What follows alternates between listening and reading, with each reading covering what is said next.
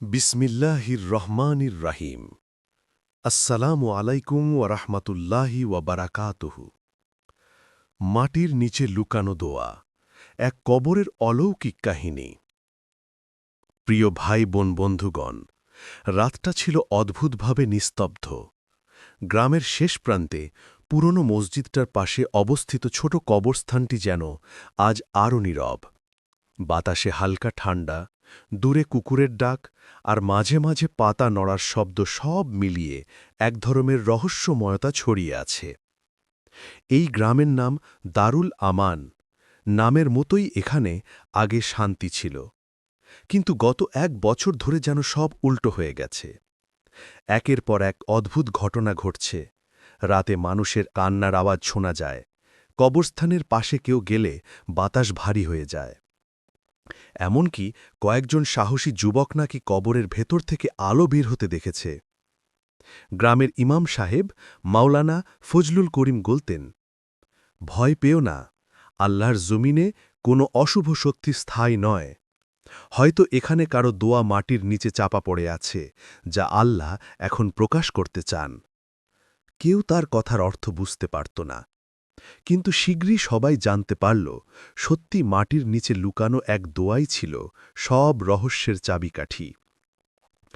১. কবরের পাশে অদ্ভুত আলো। এক রাতে গ্রামের যুবক রায়হান মসজিদে নামাজ পড়ে বাড়ি ফিরছিল। তখন সময় রাত 10:30। সে কবরস্থানের পাশ দিয়ে যাচ্ছিল, হঠাৎ দেখে এক কবরের দিক থেকে মৃদু আলো বের হচ্ছে। প্রথমে ভেবেছিল চোখের ভুল, কিন্তু আলোটা টিমটিম করে আবার জ্বলে উঠল। রায়হান ভয় পেয়ে গেলেও কৌতূহলটা তাকে টেনে নিল। সে ধীরে ধীরে এগিয়ে গেল, দেখল কবরের একপাশের মাটি যেন নরম হয়ে গেছে, আর সেখান থেকে একটা ছোট্ট কাগজের টুকরো বেরিয়ে আছে। সে কাগজটা তুলতে গিয়ে থেমে গেল, কারণ বাতাস হঠাৎ ঠান্ডা হয়ে গেল, গায়ের লোম খাড়া হয়ে উঠল। সে তাড়াতাড়ি দোয়া পড়ে কাগজটা পকেটে নিয়ে ঘরে চলে এলো। বাড়ি গিয়ে দেখল কাগজে কিছু লেখা আছে, আরবি ভাষায়, কিন্তু পুরনো, ফ্যাকাশে কালি। রায়হান কিছুই বুঝতে পারল না। পরদিন সকালেই সেটা নিয়ে গেল ইমাম সাহেবের কাছে। ২. দোয়ার রহস্য। ইমাম সাহেব কাগজটা হাতে নিয়ে ধীরে ধীরে পড়তে লাগলেন। চোখে বিস্ময় ফুটে উঠল। কিছুক্ষণ চুপ থেকে বললেন, রায়হান, এটা সাধারণ কাগজ নয়, এটা একজন মানুষের শেষ দোয়া। রায়হান অবাক হয়ে জিজ্ঞেস করল, শেষ দোয়া মানে? মাওলানা ফজলুল করিম বললেন, এখানে লেখা আছে, ইয়া আল্লাহ, যদি আমি তোর পথে জীবনের শেষ নিঃশ্বাস ত্যাগ করি, তবে আমার কবর যেন অন্ধকার না হয়, আর আমার দোয়া যেন একদিন এই পৃথিবীর মানুষের কাছে পৌঁছে যায়। রায়হান স্তব্ধ, কিন্তু ইমাম সাহেবের কণ্ঠ আরও ভারী হয়ে উঠল। কাগজের নিচে নাম লেখা আছে, আব্দুল মুমিন।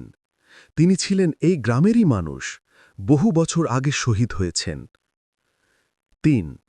শহীদের কবর। গ্রামের বয়স্করা বললেন, হ্যাঁ, আব্দুল মোমিন ছিলেন মুক্তিযুদ্ধের একজন শহীদ। তার দাফন হয়েছিল এই কবরস্থানেই, কিন্তু আশ্চর্যের বিষয়, তার কবরে এখনই আলো কেন? মাওলানা বললেন, আল্লাহ তাআলা তার দোয়া কবুল করেছেন। তিনি হয়তো এমন কিছু রেখে গেছেন, যা এখন আল্লাহ প্রকাশ করতে চান, যেন মানুষ বুঝে নেয়, দোয়া কখনো হারায় না। এরপর গ্রামের কিছু মানুষ কবরের চারপাশ পরিষ্কার করল, ফাতেহা পড়ল, দোয়া করল। কিন্তু সেদিন রাতেই ঘটনা আরও রহস্যময় হয়ে উঠল। ৪. কবরের ভেতর থেকে শব্দ। রাত ২টার দিকে গ্রামের পাহারাদাররা শুনল, কবরের দিক থেকে হালকা শব্দ আসছে, যেন কেউ কুরআনের আয়াত তিলাওয়াত করছে। তারা ভয় পেয়ে দৌড়ে মাওলানার বাড়িতে গেল। মাওলানা ফজলুল করিম ও রায়হান সহ কয়েকজন সাহসী মানুষ গেলেন সেখানে। কবরের পাশে দাঁড়িয়ে সবাই স্পষ্ট শুনল, লা তাহজান ইন্নাল্লাহ মাআনা। ভয় করো না, নিশ্চয় আল্লাহ আমাদের সঙ্গে আছেন। সূরা আত-তাওবা, আয়াত ৪০। সবাই অবাক হয়ে গেল, মৃত মানুষের কণ্ঠে আয়াতের তেলাওয়াত! ইমাম সাহেব কেঁদে ফেললেন, বললেন, এটা শহীদের রুহের বার্তা। আল্লাহ তার দোয়া কবুল করেছেন, তার কবর আলোকিত, কারণ তিনি ঈমানের আলো নিয়ে মারা গেছেন। ৫. এক বৃদ্ধার সাক্ষাৎ।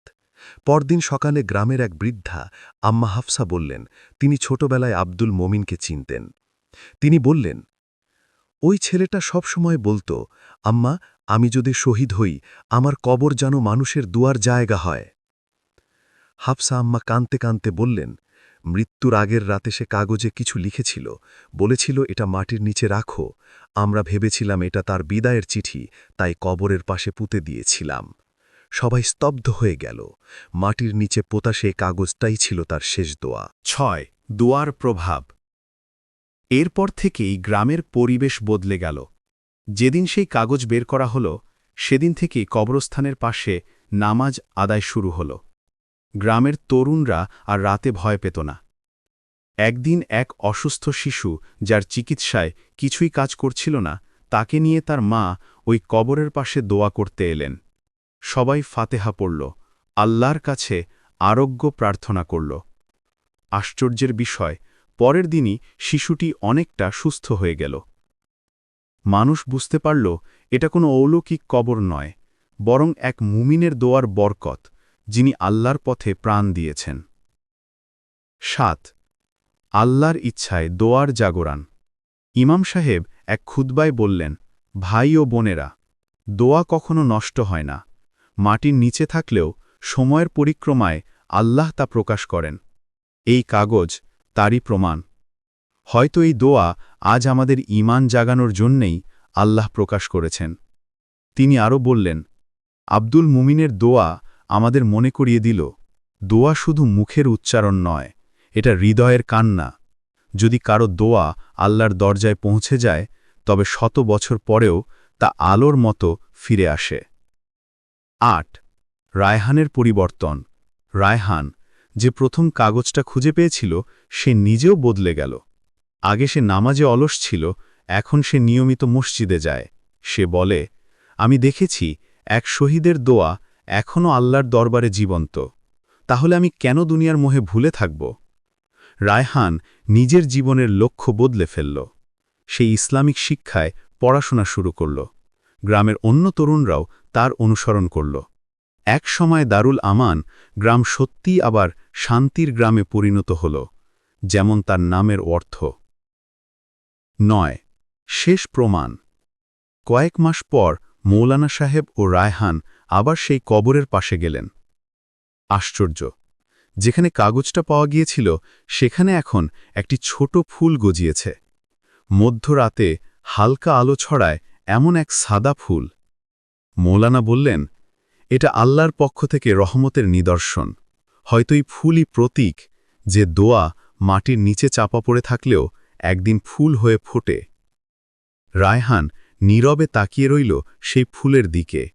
মনে মনে বলল, হে আল্লাহ, আমাকেও এমন দোয়া করার তৌফিক দাও, যা সময়ের অতলে হারিয়ে না গিয়ে একদিন মানুষের হৃদয়ে আলো ছড়াবে। 10. কাহিনীর শিক্ষা। এই কাহিনী শুধু রহস্য নয়, বরং গভীর এক সত্যের স্মারক। দোয়া কখনো হারিয়ে যায় না। আল্লাহ তার প্রিয় বান্দাদের কথা শোনেন, এমনকি মাটির নিচ থেকেও। যে মানুষ ঈমান নিয়ে মারা যায়, তার কবর অন্ধকার হয় না। আল্লাহ সময় মতো তার নিদর্শন প্রকাশ করেন, যাতে মানুষ আবার ঈমানের পথে ফিরে আসে। আল্লাহ বলেন, তুমি আমাকে ডাকো, আমি তোমাদের দোয়া কবুল করব। সূরা গাফির, আয়াত 60।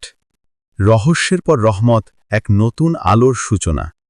কবরস্থানের পাশে জন্ম নেওয়া সেই আলোকিত সাদা ফুলের খবর মুহূর্তেই পুরো গ্রামে ছড়িয়ে গেল।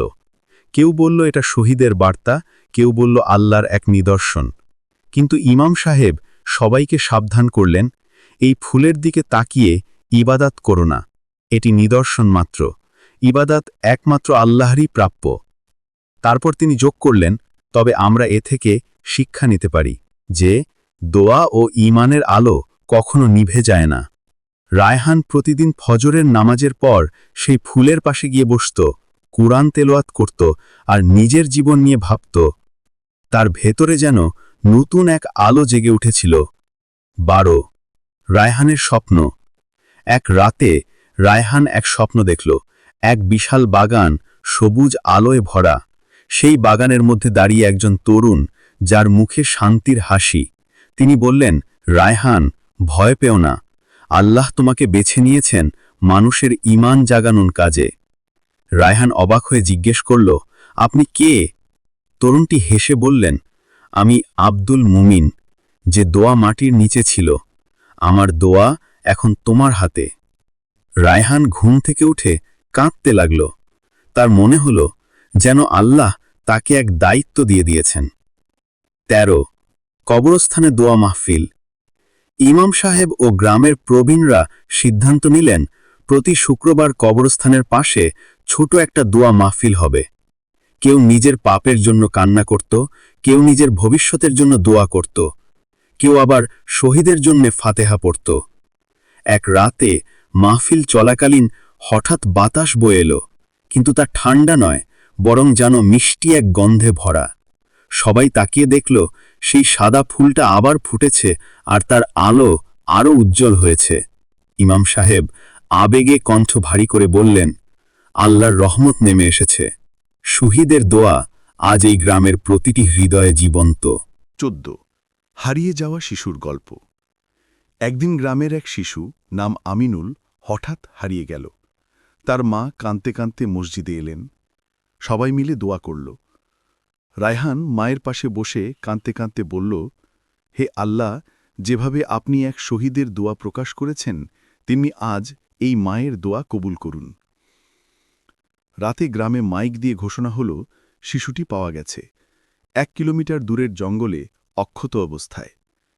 শিশুটি ফিরে এসে বলল, এক চাচা এসে বলেছিল, এখানে বসে থাকো, মা আসছে। কিন্তু আশ্চর্যের বিষয়ে কেউ তাকে আসতে দেখেনি, আর বাচ্চাটি বলেছিল, ওই চাচার পোশাক ছিল সাদা, গায়ে আলো। সবাই বুঝে গেল এটা হয়তো শহীদের রুহের সাহায্য। ১৫ গ্রামের পরিবর্তন। এরপর দারুল আমান গ্রামে এক নতুন পরিবর্তনের সূচনা হল। যেখানে আগে রাতের আঁধারে ভয় ছিল, এখন সেখানে নামাজ ও তেলাওয়াতের শব্দ শোনা যায়। যুবকেরা নিয়মিত মসজিদে আসে, বৃদ্ধরা একে অন্যের খোঁজ নেয়, ব্যবসায়ীরা প্রতারণা বন্ধ করেছে। একজন বৃদ্ধ বললেন, এই গ্রামে এখন যেন আল্লাহর রহমতের ছায়া নেমেছে। ইমাম সাহেব উত্তরে বললেন, রহমত তো সব সময় ছিল, শুধু আমাদের চোখে পর্দা ছিল। সেই পর্দা সরিয়েছে এক শহীদের দোয়া। ১৬ আবারও এক কাগজের খোঁজ। একদিন রায়হান ও কিছু তরুণ কবরের আশপাশ পরিষ্কার করছিল। হঠাৎ তারা দেখতে পেল আরেকটি পুরনো কাগজ, এবার কবরের বিপরীত পাশে। ইমাম সাহেব কাগজটা খুলে পড়লেন। লেখা ছিল, যখন আমার দোয়া প্রকাশ পাবে, তখন আল্লাহর পথে কাজ শুরু করো, আমার রক্ত বৃথা যেতে দিও না। সবাই কেঁপে উঠল। মনে হল শহীদ আব্দুল মমিন যেন এই সময়ের জন্যই কথা বলে গেছেন। রায়হান দৃঢ় কণ্ঠে বলল, আমরা সেই আমানত পূর্ণ করব, ইনশাআল্লাহ। ১৭ আলোর স্কুল প্রতিষ্ঠা। রায়হান গ্রামের যুবকদের নিয়ে একটি ছোট ইসলামিক শিক্ষা প্রতিষ্ঠান গড়ে তুলল। নাম রাখল নুরুল আমান ইনস্টিটিউট, অর্থাৎ আলোর স্কুল। এখানে কুরআন শিক্ষা, নামাজের প্রশিক্ষণ আর নৈতিকতা শেখানো হতো। মাওলানা ফজলুল করিম প্রতিদিন এসে বাচ্চাদের বলতেন, যে শিশু এখন কুরআন শিখছে, তার দোয়া একদিন পুরো জাতির জন্য রহমত হবে। এই স্কুলের দেয়ালে লেখা ছিল শহীদের সেই দোয়া, আমার দোয়া যেন মানুষের হৃদয়ে আলো হয়ে জ্বলে। ১৮ শহীদের বংশের খোঁজ। একদিন রায়হান জানতে পারল, শহীদ আব্দুল মমিনের একটি ছোট্ট বোন ছিল, নাম সাবিয়া খাতুন, যিনি বহু বছর আগে অন্য গ্রামে চলে গেছেন। রায়হান খোঁজ নিয়ে তাকে খুঁজে বের করল। সাবিয়া খাতুন এখন বৃদ্ধা, কিন্তু যখন শুনলেন তার ভাইয়ের দোয়া গ্রামের মানুষকে বদলে দিয়েছে, তিনি অঝরে কেঁদে ফেললেন। তিনি বললেন, ভাইয়া বলতেন, আমার মৃত্যু যেন মানুষের ঈমান জাগিয়ে তোলে। আজ তা সত্যি হয়েছে। তিনি রায়হানকে একটা ছোট কাঠের বাক্স দিলেন। ভেতরে ছিল একটি চিঠি। তাতে লেখা, যদি কেউ আমার দোয়া খুঁজে পায়, তাকে বলো, ঈমানের আলো কখনো নিভতে দিও না। ১৯ রহস্যের নতুন পরিণতি। সেই চিঠি যখন ইমাম সাহেব পড়লেন তার চোখ ভিজে উঠল। তিনি বললেন, আল্লাহ এক শহীদের দুয়ার মাধ্যমে পুরো গ্রামকে জাগিয়ে তুলেছেন। এখন আমাদের দায়িত্ব হল এই আলো অন্যদের কাছে পৌঁছে দেওয়া। এরপর রায়হান ও গ্রামের তরুণরা পাশের গ্রামগুলোতে গিয়ে ইসলামের দাওয়াত দিতে শুরু করল। যেখানে যেত সেখানেই তারা বলত, এক শহীদের দোয়া আজও জীবিত। তোমার দোয়াও জীবিত থাকবে যদি তা হয় আল্লাহর পথে। ২০ রহমতের রাত। এক রাতে রমজানের শেষ দশকে গ্রামের মানুষরা মসজিদে ইতিকাফে ছিল। হঠাৎ আবার সেই মিষ্টি আলো কবরস্থানের দিক থেকে ছড়িয়ে পড়ল। সবাই বাইরে ছুটে গেল। দেখল আকাশে এক সরু আলোর রেখা যেন আসমান থেকে নেমে এসে শহীদের কবরকে স্পর্শ করছে। ইমাম সাহেব কণ্ঠ ভারী করে বললেন, এটাই হয়তো শহীদের জান্নাতি মর্যাদার নিদর্শন। আল্লাহ আমাদেরও তেমন ঈমান দান করুন। ২১ রহমতের ফল। পরবর্তী কয়েক মাসে দারুল আমান গ্রাম এক আলোকিত গ্রামে পরিণত হল। শিক্ষা, দান, নামাজ সবকিছুই মানুষ একে অন্যের পাশে দাঁড়াল। একদিন গ্রামের প্রবীণরা বললেন, আমরা এখন বুঝেছি মাটির নিচে দোয়া থাকলেও তা আসমানের পথে পৌঁছে যায়, শুধু সময়ের অপেক্ষা। রায়হান তখন বলল, হে আল্লাহ, আমাদের দোয়া যেন মাটির নিচে নয়, মানুষের অন্তরে জীবিত থাকে। ২২ মৃত্যুর আগে বার্তা। বছরখানেক পর ইমাম ফজলুল করিম অসুস্থ হয়ে পড়লেন। মৃত্যুর আগে রায়হানকে ডাকলেন, বললেন, বাবা, দোয়ার রহস্যটা বুঝেছ? রায়হান বলল, হ্যাঁ হুজুর, দোয়া কখনো শেষ হয় না। ইমাম মুচকি হেসে বললেন, না, আরও গভীর অর্থ আছে। দোয়া কেবল চাওয়া নয়, এটি দায়িত্বও। শহীদের দোয়া তোমার হাতে এসেছে। এখন তোমাকেই সেই আলো রক্ষা করতে হবে। এ কথা বলে তিনি কাঁদতে কাঁদতে বললেন, আমার কবরের পাশে দোয়া করবে যেন আমিও সেই নূরের সারিতে থাকতে পারি। কয়েকদিন পর ইমাম সাহেব ইন্তেকাল করলেন। তার জানাজায় পুরো গ্রামের মানুষ উপস্থিত ছিল। ২৩ দোয়ার উত্তরাধিকার। রায়হান এখন গ্রামের নতুন ইমাম। তার কণ্ঠে সেই একই দৃঢ়তা যা একসময় মাওলানার ছিল। প্রতিদিন সে শিশুদের শেখায়, তোমার প্রতিটি দোয়া এক একটি বীজ, আজ মাটির নিচে চাপা থাকলেও একদিন ফুল হয়ে ফুটবে। সে নিজের খুতবায় প্রায়ই বলত, শহীদের দোয়া আমাদের শিখিয়েছে আল্লাহর পথে কৃত দোয়া ও ত্যাগ কখনো বৃথা যায় না। ২৪ গ্রামের ইতিহাসে নতুন অধ্যায়। দারুল আমান গ্রামের ইতিহাসে লেখা হল এক নতুন অধ্যায়, এক শহীদের দোয়া যে গ্রামকে বদলে দিয়েছিল। পরবর্তী প্রজন্ম সেই কাহিনী শুনে বড় হতে লাগল। প্রতি বছর শহীদের কবরের পাশে দোয়া মাহফিল হয়, যেখানে মানুষ তাদের গুনাহ থেকে ফিরে আসে, আল্লাহর দিকে ঝুঁকে পড়ে। রায়হান কবরের পাশে দাঁড়িয়ে সবসময় মনে করত, এই জায়গাটাই আমার জীবনের মোড় ঘুরিয়েছে। তারপর বছর কেটে গেল। একদিন রায়হান বৃদ্ধ বয়সে সেই কবরস্থানের পাশে বসে কোরআন পড়ছিল। সূর্য ডুবে যাচ্ছে, হালকা বাতাস বইছে। হঠাৎ সে দেখল সেই সাদা ফুলটা আবার ফুটেছে, কিন্তু এবার ফুলের চারপাশে ছোট ছোট আলো যেন তারার মতো ঝিলমিল করছে। রায়হান মৃদু হেসে বলল, হে আল্লাহ, তুমি আবার তোমার নিদর্শন দেখালে। আমার দোয়া যেন এই আলোয় মিলিয়ে যায়। সেদিন রাতে সে ইন্তেকাল করল, মুখে হাসি, ঠোঁটে দোয়ার শব্দ, রব্বিক ফিরলি ওয়ালি ওয়ালিদাইয়া ওয়ালিল মুমিনিনা ইয়াওমা ইয়াকুমুল হিসাব। হে আমার রব, আমাকে ক্ষমা করো, আমার পিতামাতাকে ক্ষমা করো এবং কিয়ামতের দিনে সব মুমিনকে ক্ষমা করো। তার মৃত্যুর পর দেখা গেল শহীদের কবরের পাশে আরেকটি ছোট কবর, যার উপর লেখা যে দোয়া খুঁজে পেয়েছিল। কাহিনীর চূড়ান্ত শিক্ষা। এই গল্প কেবল রহস্য নয়, এটা এক গভীর বাস্তবতা যা আমাদের ঈমান ও আমলকে ঝাঁকুনি দেয়। ১ দোয়া কখনো বৃথা যায় না। যখন আল্লাহর জন্য করা হয়, তখন তা সময় ও মৃত্যুর গণ্ডি পেরিয়ে যায়। ২ একজন মানুষের ঈমান পুরো সমাজ বদলে দিতে পারে। এক শহীদের নিঃস্বার্থ দোয়া পুরো গ্রামকে আলোকিত করেছিল। 3 মৃত্যুর পরও সৎ আমল বেঁচে থাকে, যেমন রসুল সাল্লাল্লাহু আলাইহি ওয়াসাল্লাম বলেছেন, মানুষ মারা গেলে তার সব কাজ বন্ধ হয়ে যায় 3টি ব্যতীত: সাদাকায়ে জারিয়া, এমন জ্ঞান যা থেকে উপকার পাওয়া যায়, ও সৎ সন্তান যে তার জন্য দোয়া করে। সহিহ মুসলিম। 4 রহমত কখনো দেরি করে আসে কিন্তু অবহেলা করে না। যেভাবে শহীদের দোয়া বছরের পর বছর মাটির নিচে ছিল, তবু আল্লাহ তা হারাতে দেননি। 5 প্রত্যেক মানুষের জীবনে এমন একটি দোয়া থাকা উচিত যা মৃত্যুর পরও অন্যের হৃদয়ে আলো ছড়ায়। প্রিয় বন্ধু, দোয়া মানে কেবল চাওয়া নয়, এটা বিশ্বাস, ভালোবাসা ও আল্লাহর উপর পূর্ণ আস্থা।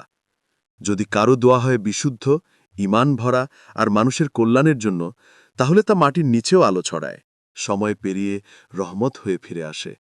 আল্লাহ বলেন, তুমি ভাবো না যারা আল্লাহর পথে নিহত হয়েছে তারা মৃত, বরং তারা জীবিত, তাদের রবের নিকট তারা রিজিক প্রাপ্ত। সূরা আলী ইমরান, আয়াত 169। আল্লাহই আমার জন্য যথেষ্ট, তার ছাড়া আর কোনো উপাস্য নেই। আমি তার উপরই ভরসা রাখি, তিনি মহা আরশের মালিক। আমিন ইয়া রাব্বাল আলামিন। এই পর্যন্ত ভিডিওটি দেখার জন্য আপনাকে অসংখ্য ধন্যবাদ। ভালো লাগলে লাইক, শেয়ার এবং ফলো দিয়ে উৎসাহিত করবেন, এবং সাবস্ক্রাইব করে পাশে থাকবেন যাতে এই ধরনের ভিডিও আপনাদের কাছে পৌঁছে দিতে পারি এবং এরকম ভিডিও দেখে আমাদের অন্তরাত্মাকে পরিশুদ্ধ করতে পারি। আসসালামু আলাইকুম ওয়া রাহমাতুল্লাহি ওয়া বারাকাতুহু।